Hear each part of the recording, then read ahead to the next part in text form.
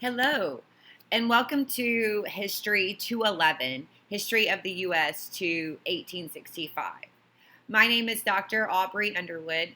I am an associate professor in the Department of African American Studies, Africana Women's Studies, and History. And this is the beginning of my 12th year here at Clark Atlanta University. This class was originally going to be taught online, even before the decision was made for all classes to be online. I collectively have taught college for almost 20 years. 12 of which at Clark Atlanta, before that Georgia State and North Georgia College. I've also taught online for over 6 years, and I'm very comfortable in the online classroom. I just want to offer a brief introductory video to myself and to give you a few navigational tips for using the class.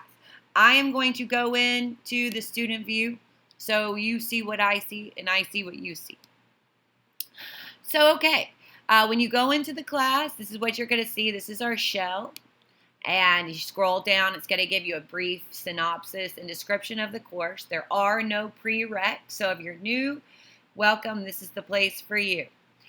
You're going to be required to participate in weekly online discussions. And it's worth noting the discussions have two parts: your initial response and responding to your peers. Each week, you will need to respond to at least 2 people in the class, hopefully more, but the requirement is 2. You also have weekly reading quizzes, and I will show you how to access the text. The e-text is already loaded. It is free, and there are also audio links for you to listen to the text if you prefer that. There is also a course research project based on one of the themes of the course, and I will speak more about that in a few minutes. You are counted as attending the course once you have responded in the icebreaker. So that's the first thing you will need to do. If you have any issues with Canvas, there is a link right here, and you can also get help through this number or this email address. So click here. And that's going to bring you to module, the Start Here module. The course shell is always going to bring you back to the modules. Our class is arranged, I'm so sorry about that. Our class is arranged in 13 weekly modules. First things first is you're going to read this first. It's going to give you, again, just a quick synopsis about the class. This inbox is how you can message me and other students in the class. You can also message other professors, instructors. That's a great resource. You can also view announcements. So I will post announcements at least once a week, if not more, and this is where you can get those. You can upload your assignments, post discussions.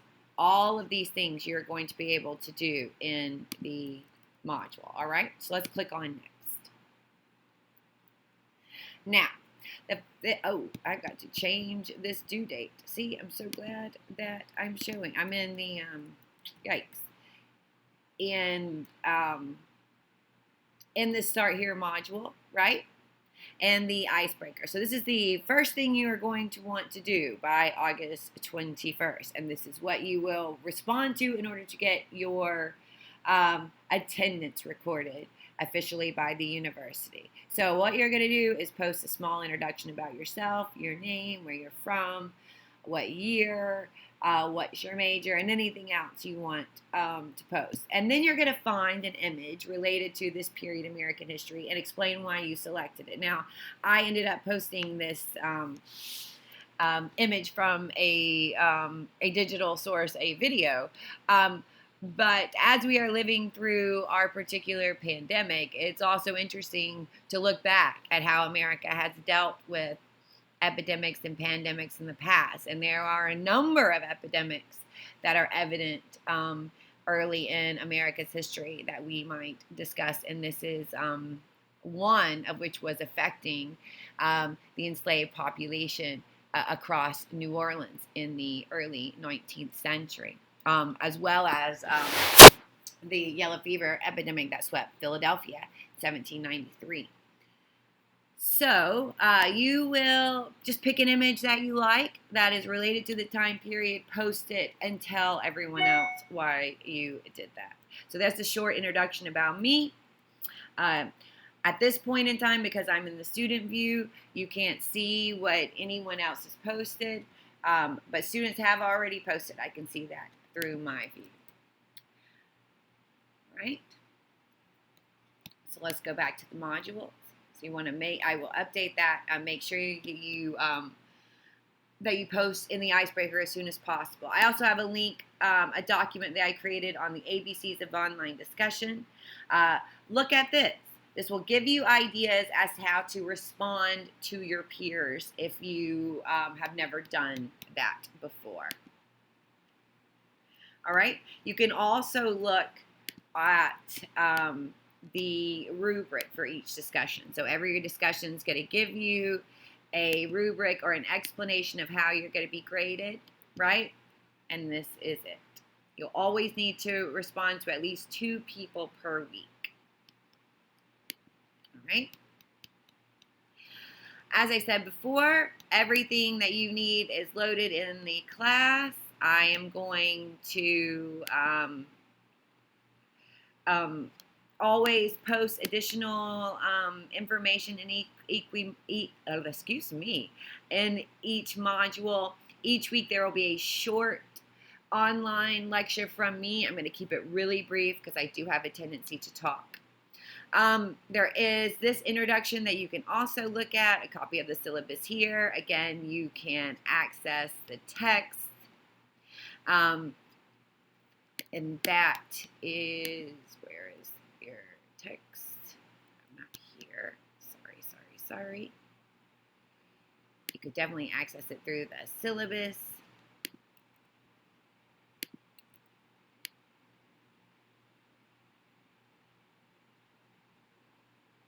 Right here. That's going to bring you to our e-text. So we are only using chapters 1 through, I think, 9.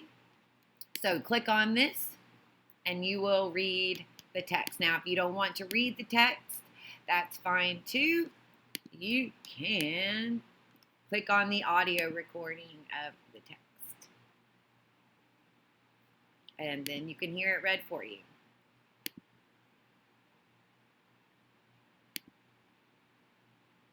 Chapter 1. All right. So I've included a text by Howard Zinn. He writes history from a social perspective. So he's writing history from the bottom, from the position of the people who are at the bottom rather than people at the top.